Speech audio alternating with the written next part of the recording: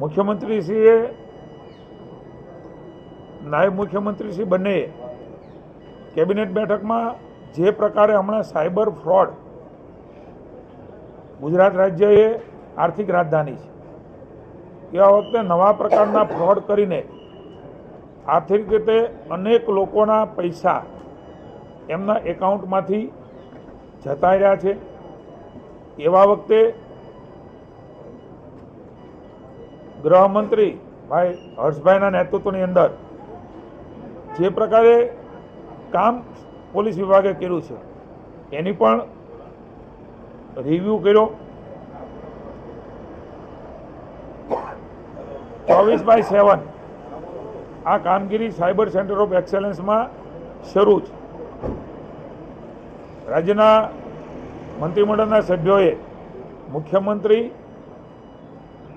માનનીય ભૂપેન્દ્રભાઈ, નાયબ મુખ્યમંત્રી અને ગૃહમંત્રી ભાઈ શ્રી હર્ષભાઈ સંઘવીને અને સમગ્ર પોલીસ બેડા, ડીજીપીથી માંડીને સાયબરમાં કામ કરતા અને તમામ પોલીસ બેડાને વિશેષ અભિનંદન આપ્યા. છેલ્લા 3 મહિનાની અંદર જે પ્રકારની કામગીરીમાં સફળતા મળી છે, મને આપ સૌને જણાવું કે પહેલાં જે ફ્રોડમાં ગયેલા પૈસા હતા એ ફ્રીઝ કરી શકાતા નહોતા.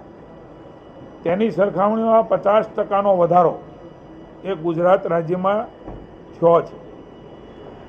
રિઝર્વ બેંકના ગવર્નરને પણ ગુજરાત રાજ્યના અધિકારીઓએ મિટિંગ કરી, એમાંથી રસ્તા કાઢ્યા. મારી તમામ નાગરિકોને વિનંતી છે, અમુક તો દિવસોની અંદર 100% ફ્રીઝ કરી શક્યા, એક પણ રૂપિયો ન લઈ શક્યા. એવી સ્થિતિમાં સાયબર ક્રાઇમે ગુજરાતની પોલીસ આટલી અપગ્રેડ થઈ છે ને રાજ્યની જનતાના પૈસા જતા અટક્યા છે. મારી નાગરિકોને વિનંતી છે, ડીજીપી સાથે હમણાં જ મેં ચર્ચા કરી છે, હર્ષભાઈ સૂચનાઓ આપી છે.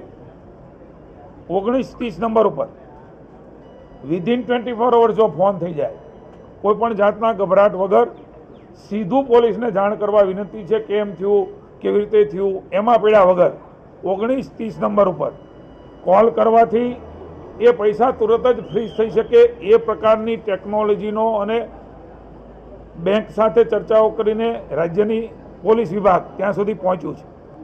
પોલીસ વિભાગને હું અભિનંદન આપું છું કે અનેક રાજ્યોમાં ઘટના બને છે, એમાં ગુજરાત રાજ્યની પોલીસે આર્થિક જે ફ્રોડ થઈ રહ્યા છે એના માટે એક બહુ મોટી સિદ્ધિઓ એમણે મેળવી છે. ખાસ કરીને આપણે સૌના ધ્યાનમાં મૂકું છું, મ્યુલ એકાઉન્ટ, સામાન્ય માણસ પાસે એકાઉન્ટ ખોલાવીને એને વેચાતું રાખવા માટેનો એક ફ્રોડ એ શરૂ થયો છે.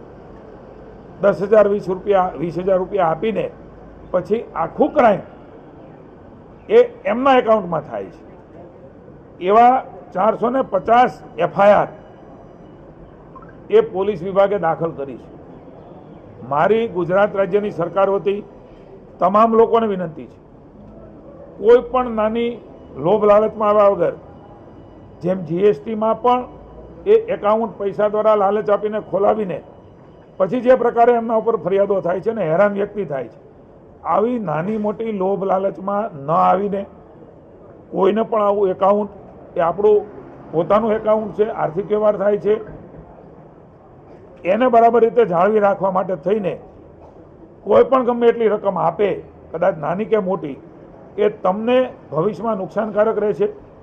FIR થશે, ફરિયાદો થશે, એ એકાઉન્ટમાં કંઈ ટ્રાન્સફર થશે તો એ સામાન્ય વ્યક્તિ જેણે એકાઉન્ટ આપ્યું છે હેરાન થવાનો છે. 450 FIR થઈ ચૂકી છે અને એ કરવું જરૂરી હતું, કારણ કે જો જાગૃતિ નહીં આવે, ખબર નહીં પડે તો સામાન્ય માણસ આમાં ફસાતો જશે.